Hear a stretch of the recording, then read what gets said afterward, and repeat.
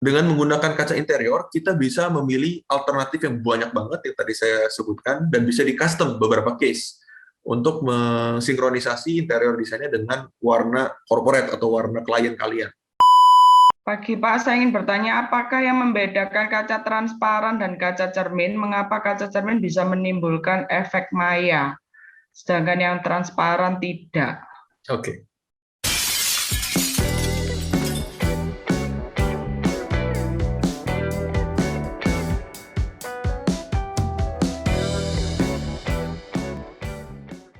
Oke, terima kasih Bu Mariana dan tim dari Universitas Kristen Petra.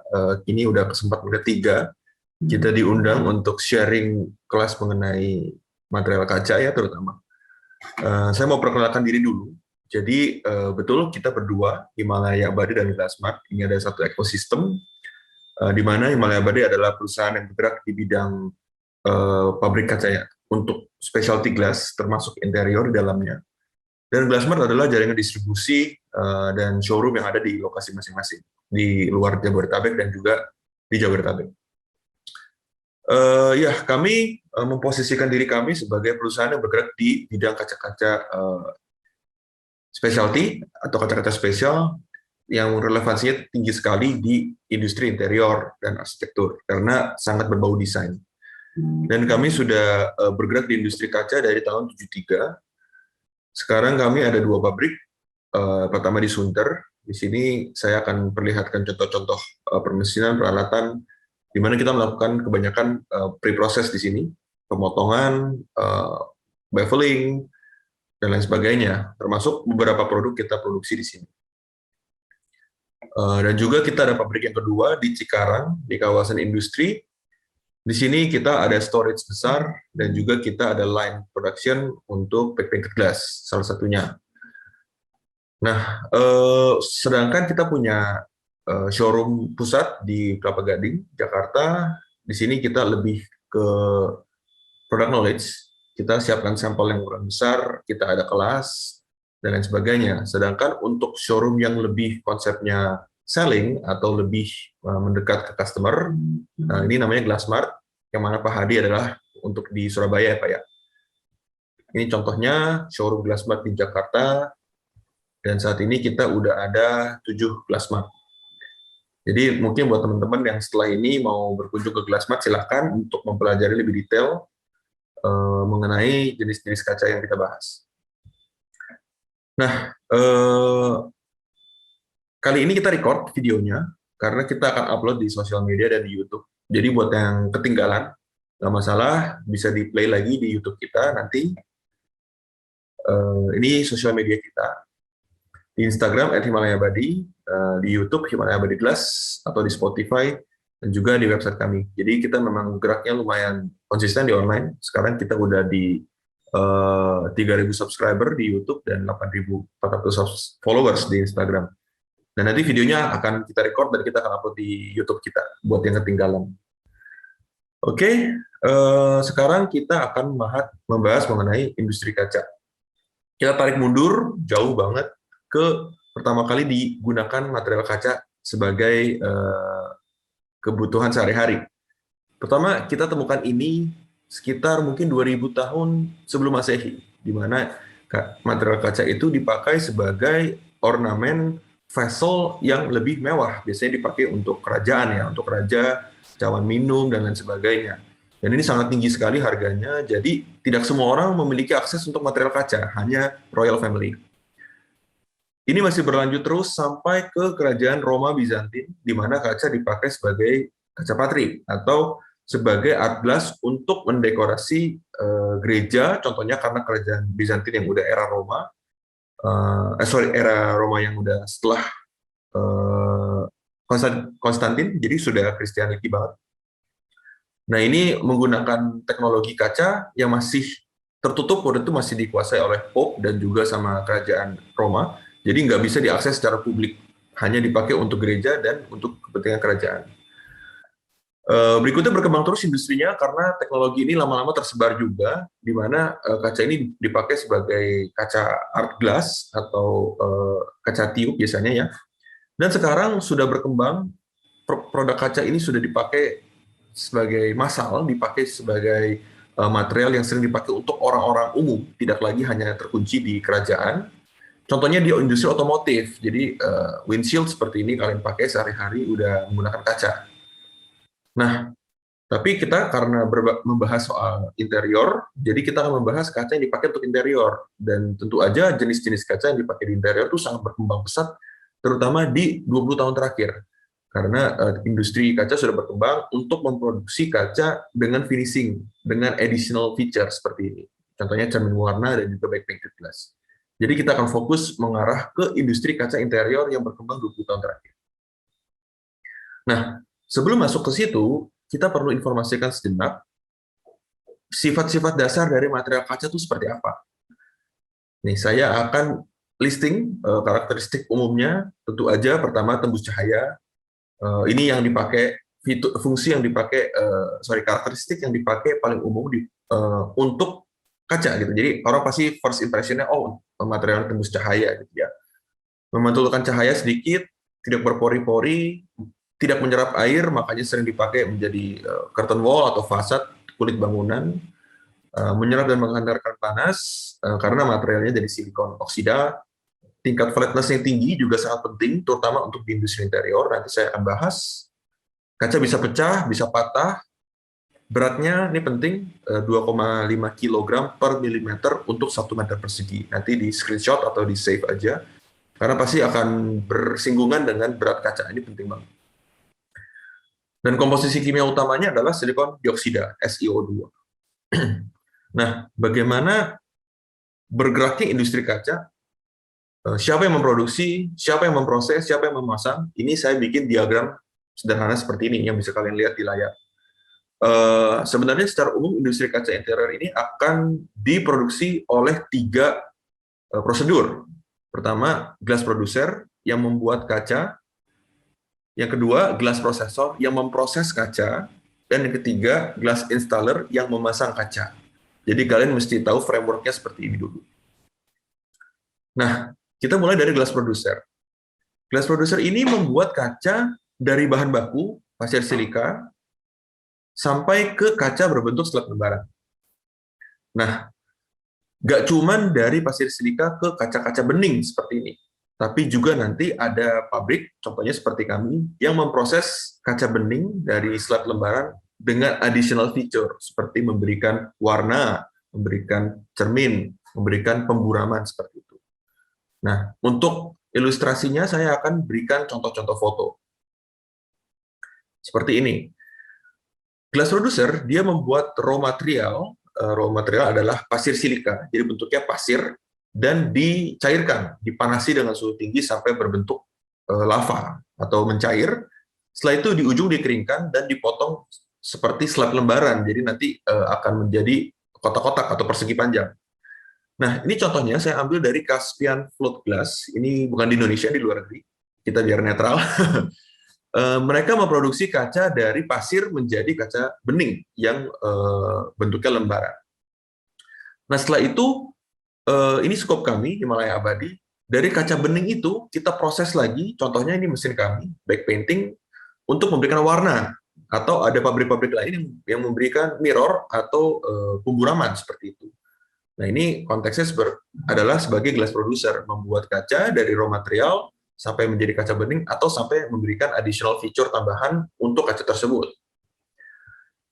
Nah, hasil produksinya saya akan highlight khusus untuk interior, meskipun bisa memproduksi kaca dari 1 mili sampai 25 mili, sorry agak typo sedikit, ini tapi tidak common untuk industri interior.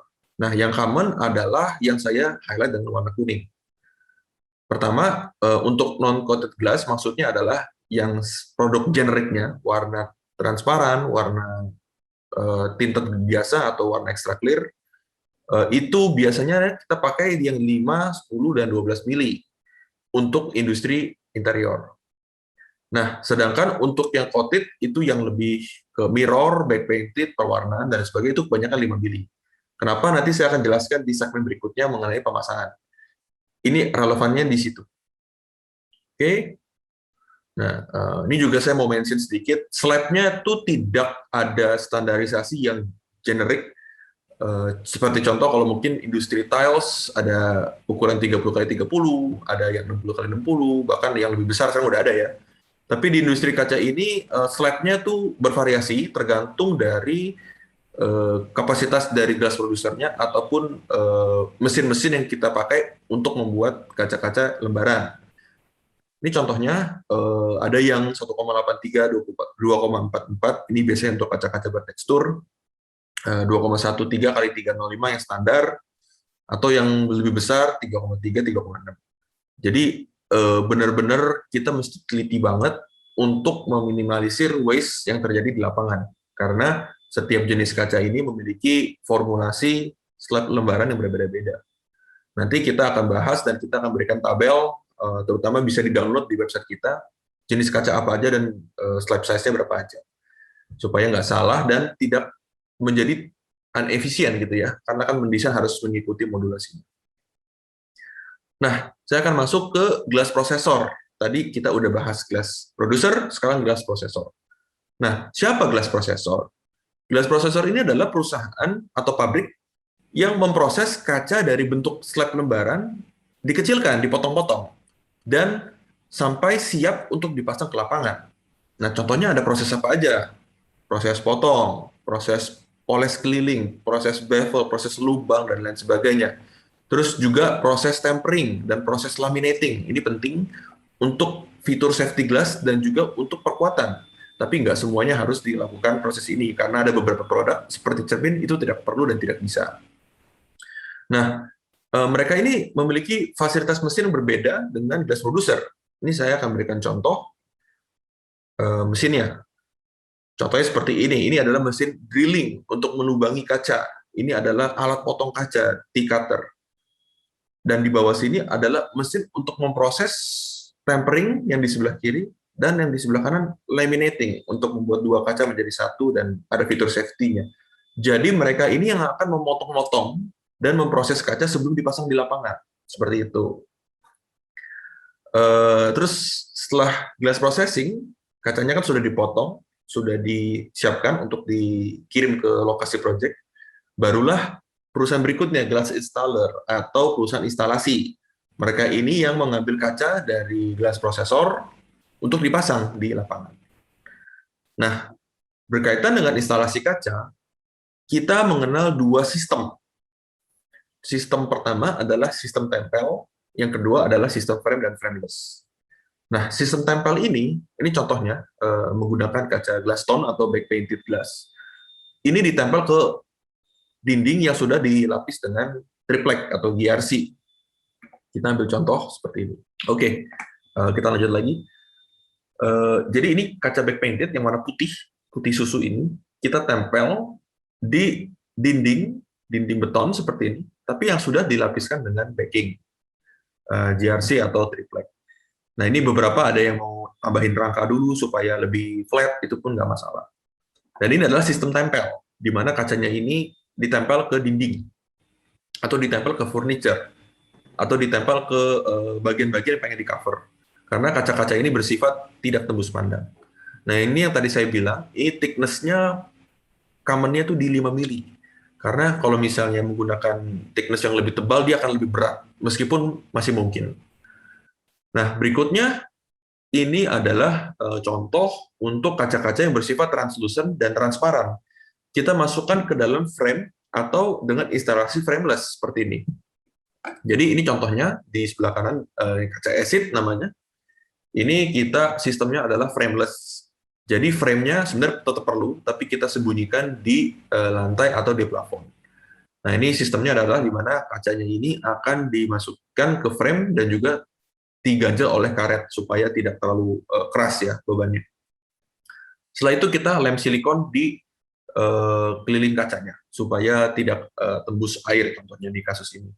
Dan ini ketebalannya ada yang tadi saya highlight warna kuning 5, 10, dan 12. 5 biasanya untuk dengan frame yang lebih kecil ukurannya, 10 dan 12 untuk aplikasi frameless seperti ini. Oke, sekarang kita udah fokus membahas mengenai kaca untuk interior. Tadi kan kaca in general, Sekarang kita akan bahas mengenai kaca untuk interior. Nah, perlu kita ketahui, karena kita mengenal dua metode, sistem tempel dan sistem frame dan frameless, kita juga bisa bagi dua di kaca interiornya. Kaca yang bersifat opak di sebelah kiri, ini yang akan identik dengan sistem tempel. Kebayang ya? Dan yang kanan, kaca yang bersifat translucent atau transparan. Ini yang akan relevan mengenai sistem frame atau frameless. Karena tentu aja kalau dipaksain di sistem tempel kan nanti silikonnya atau lemnya akan terlihat. Sedangkan yang opak nggak mungkin terlihat. Nah, kita akan mulai dari yang bersifat opak dulu atau yang dengan sistem tempel. Nah, jenis-jenis kaca ini banyak banget, jadi nanti bisa di screenshot atau nanti dicek di video playback. Oke, kita mulai dari jenis-jenisnya. Kita mulai dari kaca back painted glass di sebelah kiri. Jadi back painted glass kita kenal dengan nama kaca glass tone. Ini ada dua varian. Varian besarnya ada dua, tapi setiap varian ada warna yang berbeda-beda. Jadi ini yang versi glossy, mulai dari warna white, super white, black, sampai warna biru, kuning, merah. Dan juga bisa di custom nanti, saya akan jelaskan. Dan ini biasa fungsinya untuk, ya tadi seperti di lobby lift tadi, di foto yang ini untuk backsplash kitchen, wardrobe, dan lain sebagainya. Bahkan juga seperti ini kita yang ada edisi matte, glass tone matte atau back painted glass matte, fungsinya juga sama seperti contohnya yang di sini adalah untuk cover lift atau cover dinding. Kita juga ada kaca acid mirror seperti ini contohnya. Terus ini series mirror semua, mulai dari mirror titanium, ini mirror yang anti bercak hitam. Ini kita ada 10 varian warna. Cermin silver lebih standar, tapi kita hadirkan 4 warna. Antique mirror, kebanyakan juga kita sebut dengan Miramax RT ya. Nah, ini adalah series dari kaca cermin. Berikutnya juga ada, ini dari series hairline. Ini kita sebut dengan hairline glass atau wall film glass. Finora glass adalah kombinasi hairline dengan kaca bertekstur. Jadi semuanya ini yang saya informasikan, banyak warnanya, banyak alternatifnya itu, ini fungsinya sama semua untuk pelapis dinding, untuk wall covering. Nah, kita berikan contoh-contoh untuk apa aja sih biasanya kita eksplorasi penggunaan kaca-kaca tipe yang saya jelaskan tadi. Pertama tentu aja untuk pengcover pilar. Biasanya menggunakan material-material kaca. Kenapa? Lebih murah tentu aja. Dan gloss-nya tinggi sehingga dia menghadirkan efek kemewahan. Untuk pintu, beberapa case seperti yang warna emas ini, itu menggunakan Finora glass yang tadi berwarna emas itu double sided ya. Jadi memang ada dua kaca di sini. Terus untuk dinding-dinding, terutama dinding toilet, ini kita ada varian yang mana bisa dipakai untuk di kamar mandi. Kenapa? Karena dia tidak akan teroksidasi. Contohnya seperti kasus yang di sini, kamar mandi kering tentunya, wall film glass atau hairline glass dan Finora. Terus juga untuk art, untuk ini kita menggunakan cermin bevel dekorasi dengan alternatif 4 warna. Beberapa juga membuat mozaik tapi dengan size lebih besar. Wall covering tentu aja, pelapis dinding, ini yang warna putih untuk di project Neo Soho. Ini sekitar, kalau nggak salah, seingat saya 47 lantai. Jadi semuanya menggunakan kaca ini sebagai pelapis dinding. Tentu aja cermin, semua orang butuh menggunakan ini untuk kebutuhan daily. Sebelum berangkat kantor, sebelum ke kampus, kita perlu cermin untuk ngaca ya istilahnya. Berikutnya untuk partisi kamar mandi. Ini menggunakan back painted glass atau kaca kristal.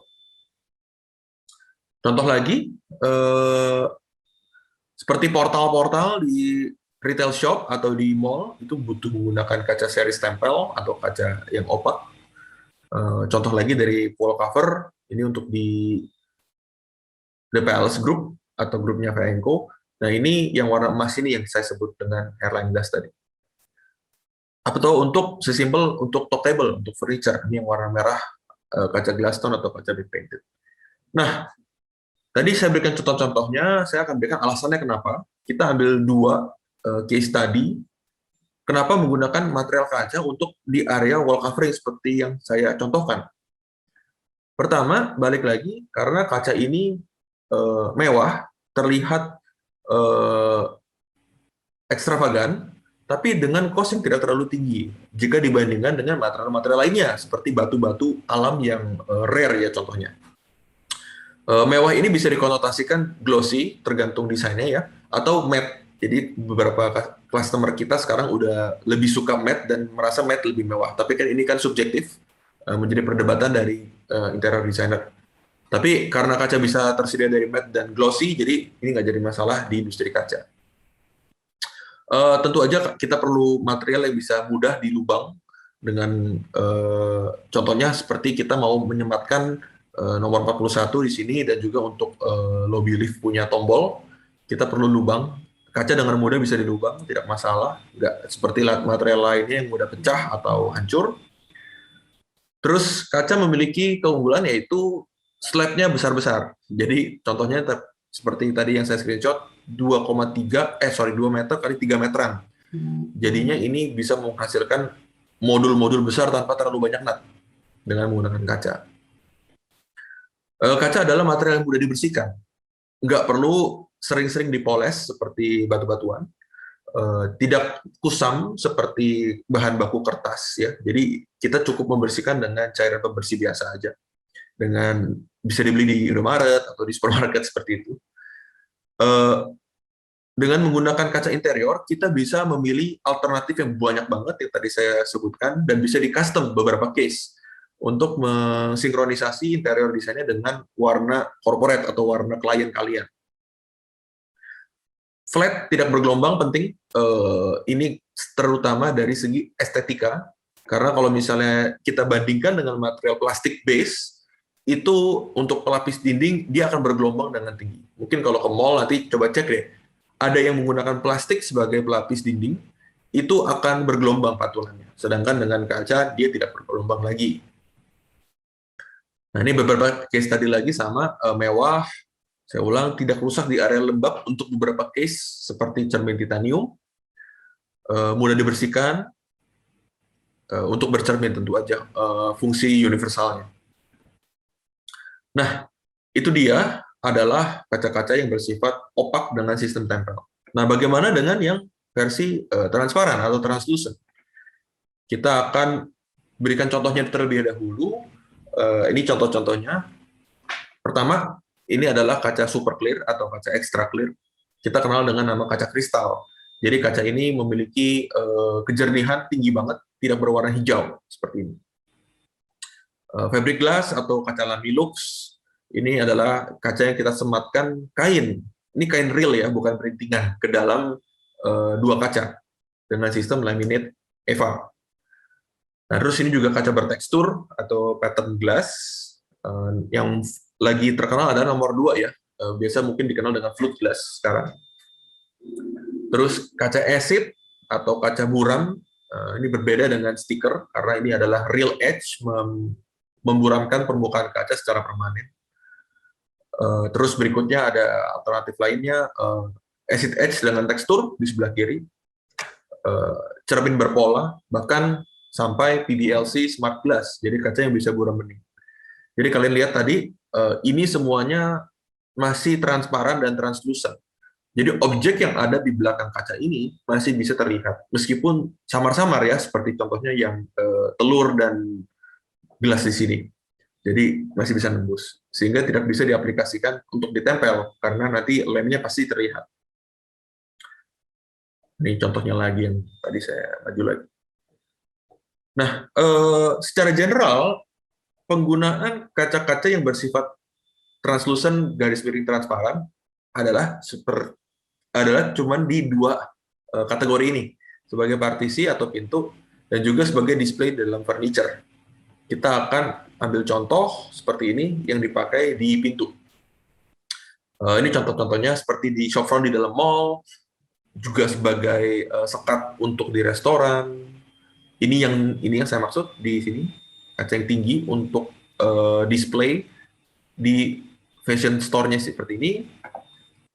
Ini di Microsoft contohnya, ini untuk sebagai pintu dan juga sebagai partisi. Jadi ini bisa diparkir ya, di foldables, sebagai balik lagi display. Ini juga ada kaca yang kita parkir, ini sebagai pintu dan juga berfungsi sekaligus sebagai partisi. Contoh lagi, railing, ya, railing itu tentu aja menggunakan kaca yang bersifat seperti ini. Ini contohnya tadi dengan cermin bertekstur, cermin bermotif untuk kolam renang, contohnya untuk di hotel. Di atas ini float glass atau kaca Dania, ini di atas untuk restoran dan public area, tapi konsepnya sebagai sekat atau partisi. Kamar mandi juga sama, tadi udah kita contohkan di awal. Nah, alasannya apa menggunakan kaca untuk material-material untuk aplikasi-aplikasi yang tadi saya contohkan. Oke, kita balik lagi ke gambar yang tadi, tapi saya berikan highlight. Pertama, kaca bersifat transparan, yang terutama yang kaca super clear atau kaca kristal. Sehingga kita kalau misalnya punya toko, kita punya retail shop, apapun yang di-display di dalam shop itu, dia akan bersifat transparan. Jadi terlihat dengan jernih apa yang mau kita jual. Contohnya di Salvatore ini, tas, fashion, dan lain sebagainya akan terlihat dengan clear. Berikutnya, opsi motif, beberapa bisa mengintegrasikan kaca dengan motif kayu. Contohnya seperti di izakaya ini. Maka juga bisa menggunakan kaca bertekstur juga dan dikombinasikan dengan motif-motif kayu. Berikutnya, nih, kaca memiliki keunggulan dari segi ukuran yang besar. Nah, ini tinggi banget ya. Ini memungkinkan dengan menggunakan kaca. Sedangkan material lain tidak bisa sefleksibel ini. Tapi beberapa case ada yang terlalu tinggi juga, akan ada keterbatasan dari segi teknis dan logistiknya. Berikutnya, kaca bisa berfungsi sebagai pintu juga. Jadi yang tadi saya bilang, ini adalah partisi, tapi ketika store-nya dibuka, bisa kita lipat, kita parkir menjadi pintu. Jadi dia dual fungsi. Terus balik lagi mengenai case tadi Ultra Clarity. Terus yang foto yang berikutnya, ini adalah kenapa menggunakan kaca, karena kaca memiliki beberapa opsi warna, tapi tidak sefleksibel material lain. Ini yang menjadi PR kita, bagaimana kita bisa mengcustomize warna transparan. Ini sedang kita riset. Terus motif tentu aja untuk mempermanis dari ruangan. Opsi buram dan bening tersedia di kaca, matte atau glossy. Mudah dibersihkan, ini adalah keunggulan utamanya. Nggak perlu ribet-ribet maintenance atau cost yang terlalu tinggi seperti batu-batuan. Material yang durable untuk tekanan air, untuk case-nya kolam renang, tidak bergelombang juga penting, karena material yang bergelombang itu pasti dia secara estetika nggak bagus. Nah, beberapa case lagi dengan kaca Lamilux bisa kita integrasikan dengan permainan lampu atau illuminated ya. Dan LED, kaca itu sangat mudah berkoordinasi dengan material lampu dan LED. Opsi motif dan warna bisa didapatkan dari contoh-contoh kainnya. Ini ada keunggulan menggunakan kaca seperti ini. Besar modulnya, tidak terlalu banyak sambungan, mudah dibersihkan, balik lagi, pekerjaan lebih cepat. Nah, ini sebagai contoh di railing ini, kalau dulu railing itu jarang menggunakan kaca, menggunakan material besi. Kan tentu aja besi tempa itu takes time untuk membuatnya. Dan karena banyak pekerjaan tangan atau handicraft ya, atau art craft-nya.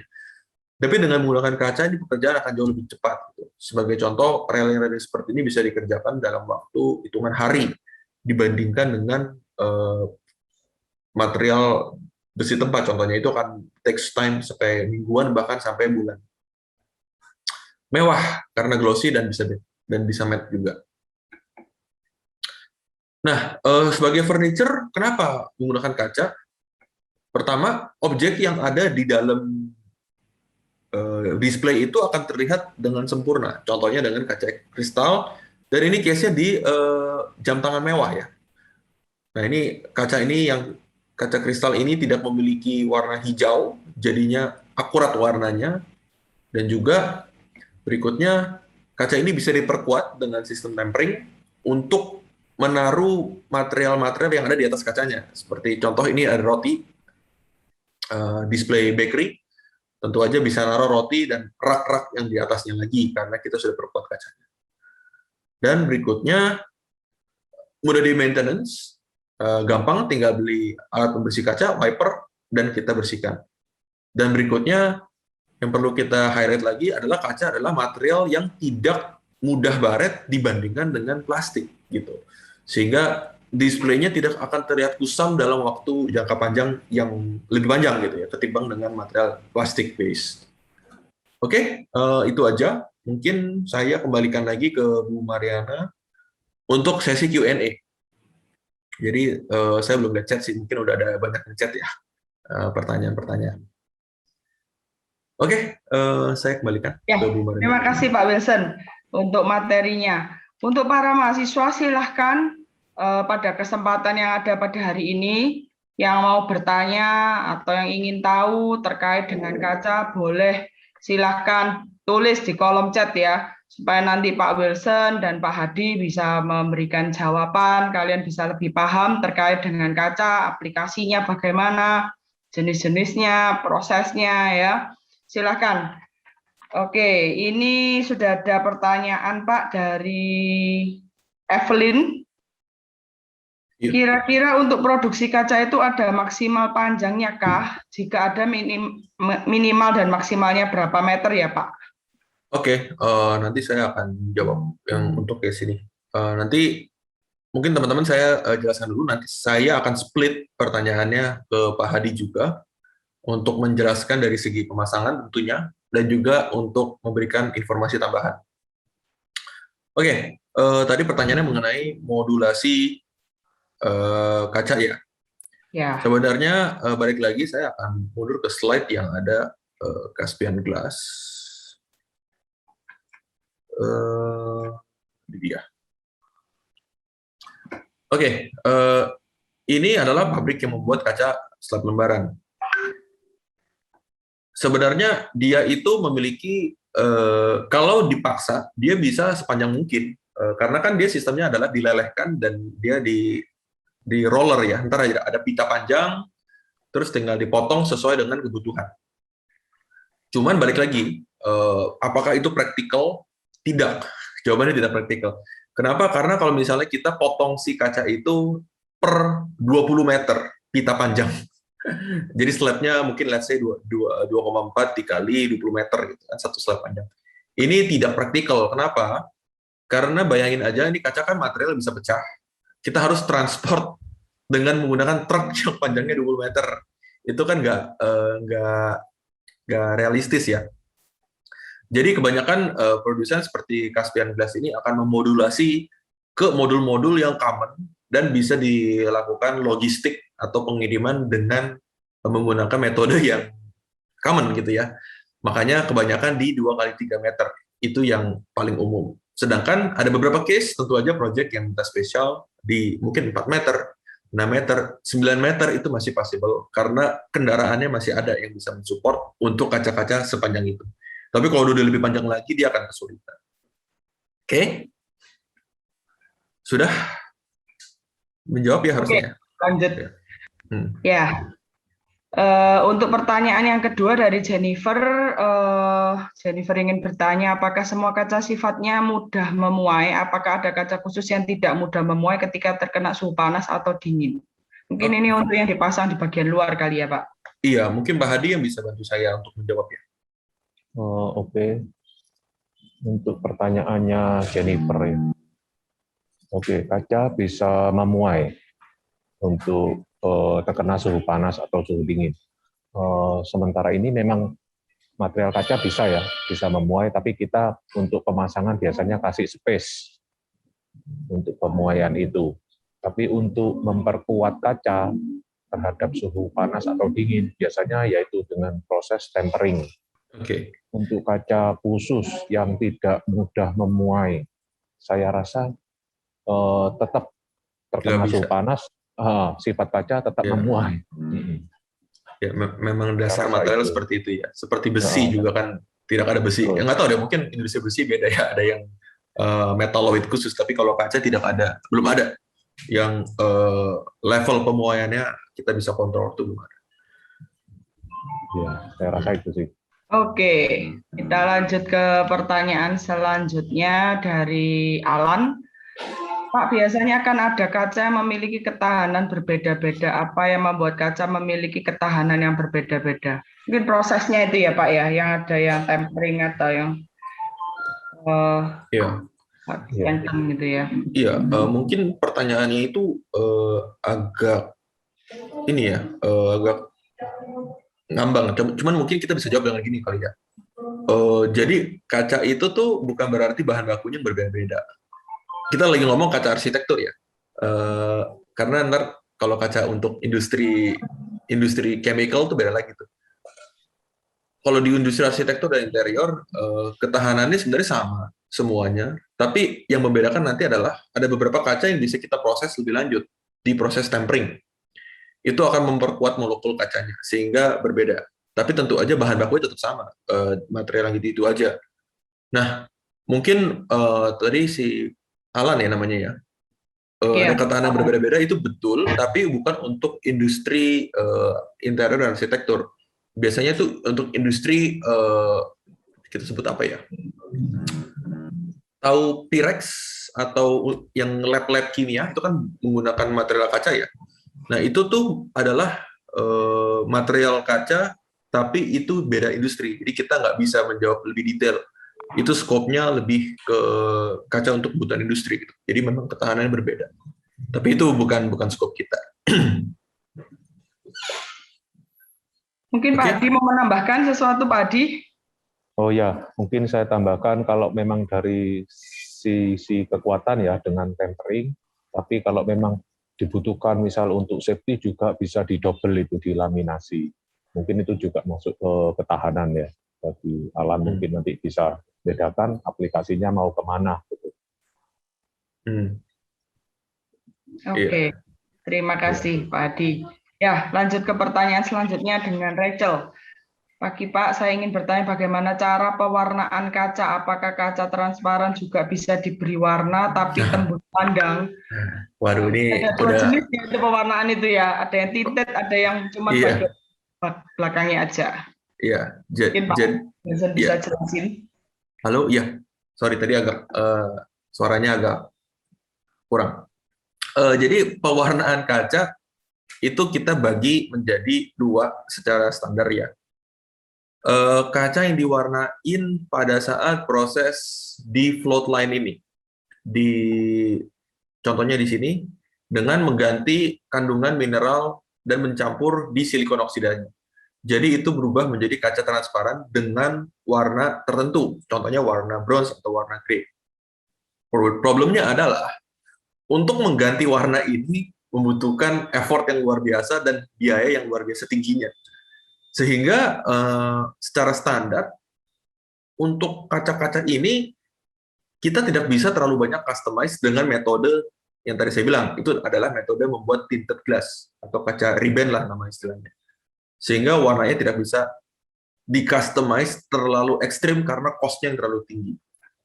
Nah, namun untuk kaca yang seperti ini, kaca back painted contohnya, ini bisa di-customize karena sistem pewarnaannya itu bukan dari bodi kacanya, tapi dari material eksternal yang kita coat di kaca tersebut.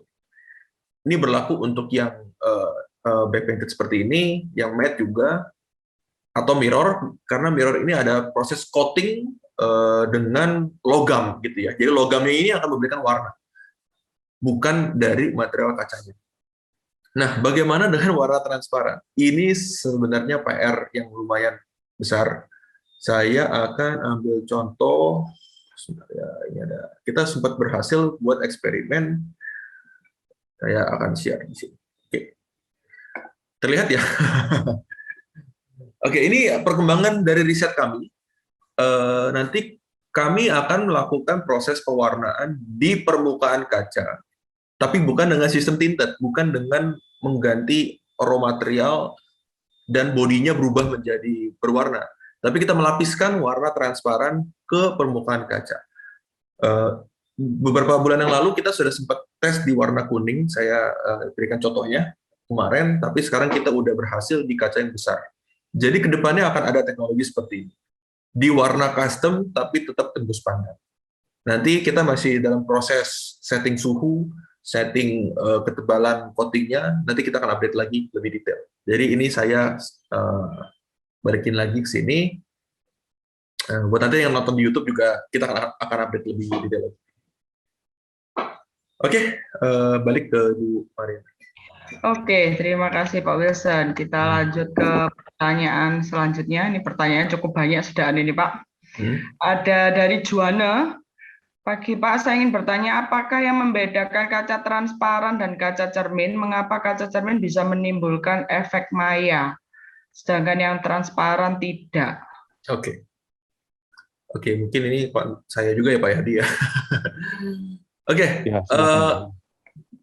sebenarnya kaca cermin itu dibuat dengan bahan baku kaca yang transparan. Jadi sebagai contoh, kaca bening yang sama, dan kita proses lebih lanjut untuk membuat cermin. Nah, apa yang membuat cermin itu memantul adalah kaca transparan itu kita lapis dengan logam. Nah, logamnya itu yang memantul. Nah, ini contohnya kaca cermin, ada dua. Kita ambil yang kiri dulu ya, karena agak lebih complicated. Kalau yang kiri, ini kita memberikan efek pantulan dari logam bahan baku titanium. Jadi yang mantul ke kita itu adalah logam titanium. Gitu. Yang kanan adalah dengan logam silver atau argentum ya. Jadi yang kita lihat itu pantulan dari logam silvernya. Nah, jika kaca cermin ini tidak diproses ya maksudnya dalam artian kacanya tidak diproses cermin dia akan bening, tapi setelah diproses dengan logam itu dia akan memantul, menghasilkan efek maya ya istilahnya. Sedangkan yang transparan tanpa proses ya akan tetap tembus aja seperti itu. Ya, mungkin next question ya. Oke, terima kasih Pak Wilson. Lanjutnya adalah dari Feral. Penggunaan kaca transparan atau translucent umumnya digunakan sebagai pintu atau front portal, tetapi beberapa case juga digunakan sebagai material flooring, bahkan ada yang menggantung. Jika dalam case ini tebal minimum dan besar maksimal kaca yang bisa digunakan berapa ya Pak? Juga jenis kaca yang cocok digunakan itu apa aja? Mungkin untuk tahanannya ya Pak ya, dan keamanan. Saya akan jawab dari segi jenis kacanya, dan Pak Hadi akan jawab dari segi itunya Pak ya, teknisnya Pak ya. Oke, jenis kaca apa aja? Jenis kaca apa aja yang bisa kalian pakai? Ini contohnya, kalian tinggal pilih. Mau pakai kristal, laminate fabric, pattern, tergantung. Nanti detailingnya kita akan bahas di Pak Hadi nanti ya. Ini ada opsi-opsi yang bisa kalian pilih. Contohnya di sini. Nah, tinggal kita menghitung kalkulasi kekuatannya dan ukurannya. Nah, itu akan Pak Hadi jawab. Gimana Pak Hadi? Ya, untuk kaca transparan sebagai pintu portal ya, pintu utama, atau kaca kanopi atau kaca yang diinjak ya, flooring. Itu umumnya harus sudah pakai kaca tempered.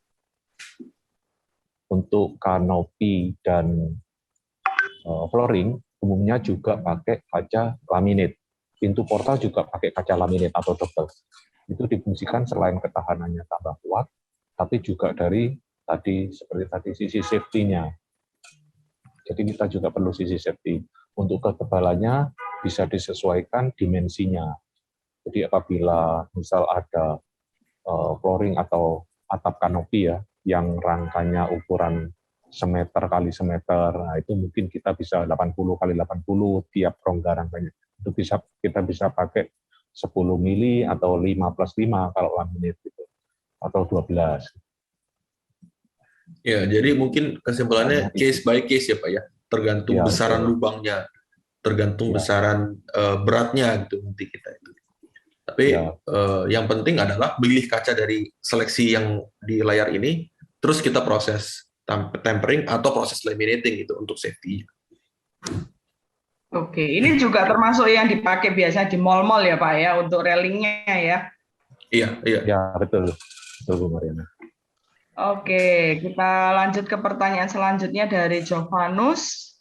Saya ingin bertanya apakah semua kaca mudah terkorosi oleh udara? Jika iya, untuk mengatasi korosi kaca bagaimana? Mungkin ini terkait dengan flek-flek itu kali ya. Apakah begitu Jovanus?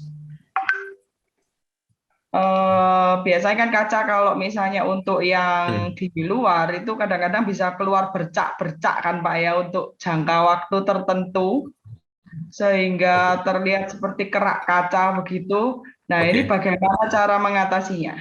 Oke, mungkin saya klarifikasi dikit ya. Tadi siapa sih yang nanya? Jovanus. Jovanus. Iya, saya klarifikasi. Kalau kaca terkorosi itu adalah kebanyakan untuk series cermin. Yang kamu lihat itu cermin atau bukan? Itu pertanyaan pertama saya. Jadi, kenapa cermin itu bisa terkorosi? Karena kan tadi saya bilang cermin ini ada lapisan untuk memantulkan dari logam, terutama yang silver. Ini dia bisa teroksidasi, dia bereaksi dengan udara lembab atau uap air, sehingga dia akan bercak hitam. Nah, itu yang kita sebut dengan oksidasi. Jadi mungkin harus dibedakan. Nah, tapi yang titanium mirror ini udah nggak bisa teroksidasi. Tapi itu lain case lah. Yang kamu lihat itu bukan proses korosi atau bukan proses oksidasi karena tidak ada logam yang terkait di proses itu. Nah, itu mungkin Pak Hadi bisa kasih insight ya Pak ya. Mungkin yang seperti dimaksud adalah kerak putih kan ya, atau kerak-kerak yang kerak di bodi kaca kan maksudnya kan, di permukaan kaca. Nah, itu kenapa Pak Hadi bisa Ya, terjadi seperti itu? kalau untuk kaca clear ya, atau kaca polos masih ada kerak itu umumnya juga terjadi gara-gara ini ya, kandungan air yang kurang bagus. Jadi kaca tetap berpori. Jadi masuk ke pori-pori, tidak dibersihkan, dia ngeflek, tetap tinggal di dalam kaca itu. Untuk menanggulangi itu sih biasanya kita dengan ada coating tambahan untuk pelapis kacanya gitu. Jadi di nano coating ya, kayak seperti Coating. mobil, supaya ya meskipun kaca in general kita tidak bisa melihat pori-porinya, tapi kalau kita zoom in ya dengan mikroskop gitu, itu masih terlihat, masih berpori-pori. Nah, cara pencegahannya kita lapis lagi dengan nano coating, kita tutup lagi supaya tidak si airnya itu nggak menggerogoti bodi kacanya lah istilahnya. Iya, nano coating pun tapi tetap tidak permanen ya. Dia ada usianya Pak ya sekarang? Ada usianya betul. Mungkin dalam jangka waktu berapa tahun mesti di nano coating lagi gitu. Oke. Terima kasih Pak Hadi. Semoga bisa menjawab Jovanus ya. Oke, kita lanjut ke pertanyaan selanjutnya dari Elizabeth. Biasa kan cukup banyak rumah-rumah yang rata-rata menggunakan kaca transparan agar lebih banyak sinar matahari yang masuk di pagi hari. Namun di siang hari akan jadi cukup panas. Apakah itu ada pengaruh dari ketebalan kaca yang digunakan ataukah ada saran untuk mengatasi masuknya sinar di siang hari agar ruangan tersebut tidak terlalu panas? Oke, mungkin untuk menjawab pertanyaan ini kita akan sharing insight dari rekan kami di industri kaca, tapi bukan di interior ya. Karena ini akan lebih relevansinya akan lebih dekat ke kaca-kaca yang coated performance untuk solar, yang mana jarang dipakai untuk industri interior seperti Himalaya. Tapi kayaknya Pak Hadi yang pengalamannya lebih banyak. Ada contoh kaca apa aja Pak yang bisa kita pakai untuk supaya tetap terang masuk cahayanya, tapi tidak membuat panas gitu. Sementara yang ada ini kaca tetap clear ya, bukan kalau pilihan warna ada kaca tinted, atau kaca reflektif one way. Reflektif. Sama Atau low E sekarang ya, teknologi low E sekarang. Ya, teknologi low E sekarang. Teknologi low E itu sendiri macam-macam. Ada yang performance-nya itu ada angkanya semua.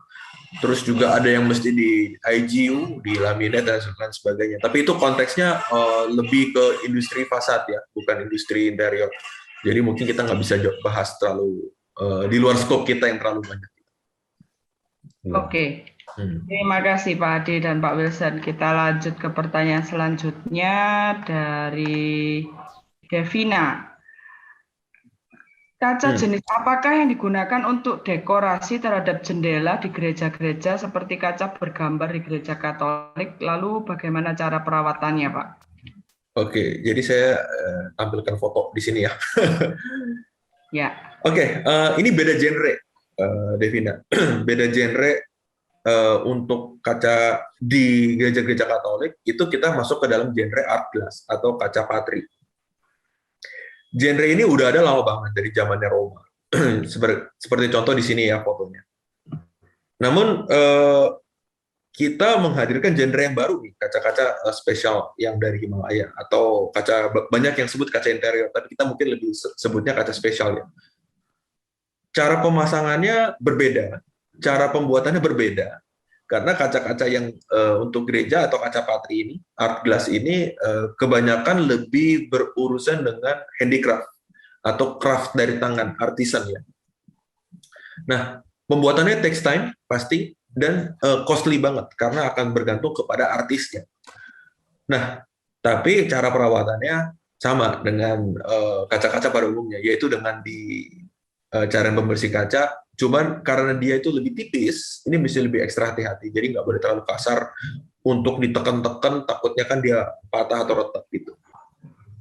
Tapi ini adalah pertanyaan yang bagus. Ini adalah genre yang berbeda di industri meskipun sama-sama menghasilkan efek dekorasi. Oke, Yeah. terima kasih Pak Wilson. Apakah Pak Adi mungkin mau menambahkan pernah punya pengalaman dalam pembuatan kaca patri ini Pak di proyek mungkin di lapangan? Oh iya, mungkin saya tambahkan kaca patri itu jadi ada rangkanya ya, Devina tadi ya. Ada rangkanya dibuat dulu, terus kacanya tuh di rongga-rongga rangkanya itu. Mostly yang dipakai itu kacanya tipis. Dan kaca warna atau kaca bertekstur. Jadi murni handmade, pekerjaan tangan, kerajinan, masuk ke ranah kerajinan. Tapi kayaknya nggak terlalu banyak berapa ya. ketebalannya ya Pak? Ketebalannya pakai 3 Bu, biasanya. Oke. 3 atau 4. Ya, 3 miliar. Ya. Karena kan dia akan dicacah kecil-kecil ya, Bu. Dicacah kecil-kecil terus setiap itu akan dengan frame timah gitu kan. Iya. Frame timah. Solder. Solder ya. Iya, betul sekali. Terima kasih Pak Adi. Ya. Oke, pertanyaan selanjutnya dari Renaldi. Jika desain kaca dibuat bertekstur, apakah akan mudah pecah atau adakah teknik yang dapat membuat kaca tersebut bertekstur tapi tidak mudah pecah? Jika memang mudah pecah, gitu. Oke. Mungkin saya akan masuk ke slide yang ini. Oke, kaca tekstur itu kalau saya diminta jelasin itu ada 3 klasifikasi. Kaca motif ya, kita jangan ngomong kaca tekstur deh, mungkin biar nggak rancu. Ya. Kaca ini yang pertama pattern glass, yang kedua acid etch textured glass, yang ketiga pattern glass. Ada 3. Oke. Tentu aja yang pattern mirror dan acid etch textured glass atau kaca tekstura ini dia flat kacanya. Jadi karena ini adalah proses etsa dan proses coating, sehingga dia tidak bertimbul motifnya. Nah ini secara level ketahanan terhadap kaca ya sama-sama aja dengan kaca-kaca flat lainnya. Tapi case-nya untuk pattern glass, ini kacanya bertekstur timbul. Sehingga ini akan membuat ada thickness yang berbeda antara satu motif dan motif yang lainnya, tentu aja kan. Dan ini yang akan lebih mudah pecah. Nah, cuman gini solusinya. Kaca-kaca ini yang akan memproses adalah kami, industri kaca, bukan di lapangan. Jadi kalian cukup memproses, maksudnya dalam artian resiko pecahnya ini ada di kami, di glass processor atau glass installer nanti ya, kasusnya Glassmark. Jadi nggak usah khawatir akan mudah pecah di lapangan itu, karena kalau sudah masuk di lapangan, sudah dipasang di frame, sudah masuk di aplikasi dengan baik, ini fungsinya akan menjadi sama seperti kaca-kaca pada umumnya. Bahkan kita bisa proses tempering kasusnya si kaca bertekstur timbul ini. Jadi sehingga tidak ada lagi kendala, aku takut pecah kacanya. Itu nggak terjadi di lapangan. Itu terjadinya di pabrik ya, atau di instalasi seperti itu. Jadi nggak usah khawatir lagi jenis mana yang mudah pecah, karena itu mungkin pembicaraan itu mungkin sekitar 20 tahun yang lalu. Karena teknologi sudah berkembang dengan signifikan, jadi nggak mudah pecah. Sehingga pemakaiannya jadi banyak banget sekarang. Oke? Oke, terima kasih Pak Wilson. Hmm. Mungkin dari Pak Hadi, mungkin mau sharing Pak terkait dengan pemasangan kaca. Selama ini Bapak melakukan pemasangan kaca, kira-kira apakah ada tips-tips khusus untuk para interior designer supaya pada saat pemasangan itu hasilnya akan lebih baik. Jadi para desainer ini harus siapin apa secara gambar atau mungkin secara desainnya begitu Pak? Oh ya, boleh. Jadi dari desain mungkin ya adik-adik mahasiswa ini udah punya gambaran ya seperti apa, tapi sebaiknya memang ada konsultasi ke pihak aplikator atau installer seperti kami ini. Jadi untuk dimensi, untuk kaca yang dibutuhkan seperti apa. Itu gunanya untuk biar nggak ada kendala gitu di lokasi, di lapangan, apabila ada pemasangannya nih butuh di ketinggian atau seperti tadi yang ditanyakan kaca maksimal panjangnya berapa, ini juga Pak Wilson juga infokan. Nah kita masih bisa produksi dengan kaca sekian-sekian, tapi nanti masuknya gimana nih, mobilisasinya gimana, manuvernya gimana, itu juga diperlukan. Ya. Itu mungkin yang berarti spesifikasi materialnya ya Pak ya harus lebih jelas ya supaya nanti jangan sampai keliru pemilihan materialnya, ketebalannya, mungkin dimensinya ya, supaya pada saat nanti pemasangan tidak akan terjadi hal yang tidak diinginkan. Oke, mungkin kalau dari Pak Wilson, apakah ada pesan-pesan untuk para mahasiswa kita supaya nanti ke depannya ketika berelasi juga nanti ke depannya pasti ya dengan Himalaya Abadi pada saat mengerjakan proyek-proyek real ke depannya setelah mereka lulus. Mungkin ada pesan-pesan yang mau disampaikan Pak Wilson? Iya, mungkin similar sama seperti Pak Hadi. Berkreasilah karena memang kabar baiknya dari industri kaca untuk desain dan interior itu sangat melejit ya teknologinya. Jadi banyak banget sekarang alternatifnya. Berkreasilah, tapi tentu aja berkoordinasilah juga. Jangan berkreasi yang mana tidak bisa diaplikasikan. Ini sangat bahaya karena kan akan menyangkut ke ownernya yang kecewa nanti kan contohnya. Mendesain budgetnya jadi super tinggi karena untuk menghadirkan kaca yang let's say 9 meter tuh cost-nya akan besar sekali gitu. Jadi koordinasikan dan diskusikan pada saat mendesain. Itu mungkin tips dari saya buat nanti teman-teman yang akan lulus jadi interior designer atau arsitek. Terima kasih Pak Wilson. Pak Hadi mungkin mau ditambahkan lagi Pak Hadi? Ya, soalnya kaca udah inovatif banget ya itu. Dari Pak Wilson udah bisa ya ini ditambahkan ini, ada fitur ini. Nah itu nanti mungkin dari mahasiswa berkreasi, nanti kita yang support untuk ini, bantuan untuk mengaplikasikannya gitu. Iya. Mungkin ada nomor kontak yang bisa dihubungi dari Pak Wilson atau Pak Hadi, bisa di-share di kolom chat. Nanti kalau misalnya ke depannya para mahasiswa mau membutuhkan untuk berkoordinasi atau membutuhkan kaca, nanti bisa kontak ke Pak Wilson dan Pak Hadi ya kalau di Surabaya. Saya lampirkan ini kali ya, Pak Hadi, saya share kontak Instagram ya Pak ya? Boleh. Oh ya, boleh. Oke, kita ada di sini, sorry. Himalaya Abadi, di Instagram ini, bisa di DM, atau Glassmart Kapas Kampung ya? Kapas Kampung Surabaya ya. Kapas Kampung Surabaya. Ini kontak personnya. Jadi mungkin bisa di screenshot, bisa di save, nanti di kontak jika ada pertanyaan. Atau kunjungi website-nya juga. Kalau kita tuh di himalayaabadi.com. Ini. Dan Pak Hadi ada di glassmart.co.id.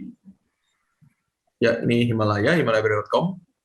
Ada WA chat-nya, jadi buat nanya-nanya juga bisa. Mungkin bisa di-follow ya untuk Instagram-nya. Jadi nanti kalau ke depan kalian memiliki proyek-proyek yang terkait dengan kaca, kalian bisa berkoordinasi dengan Pak Hadi atau Pak Wilson. Ya, kita juga ada showroom itu. Ya. Kita ada showroom ya Pak ya? Showroom di Kapas Kampung. Kalau memang adik-adik mahasiswa mau mampir, sekedar tanya mengenai produk-produk kaca, silakan. Melihat contoh-contohnya juga bisa ya? Ya, betul. Ada. Ya, nanti kalau ke depannya pun kalau misalnya di kampus sudah offline, kita juga sudah memiliki sampel-sampel dari Himalaya Abadi ya, dan kita memiliki material library yang ada di J103.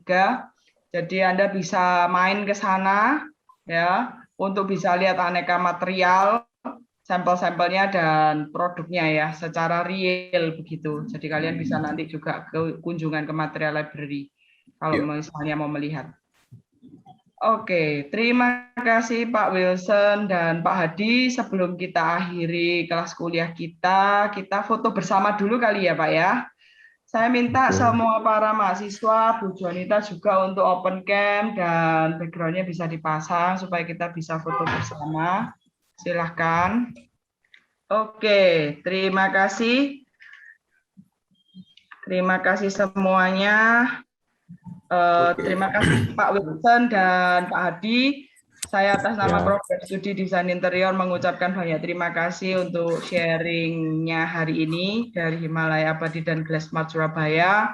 Saya berharap nanti kita masih lanjut lagi ke pertemuan yang terakhir dan nanti mungkin tahun depan kita akan repeat lagi begitu. Siap.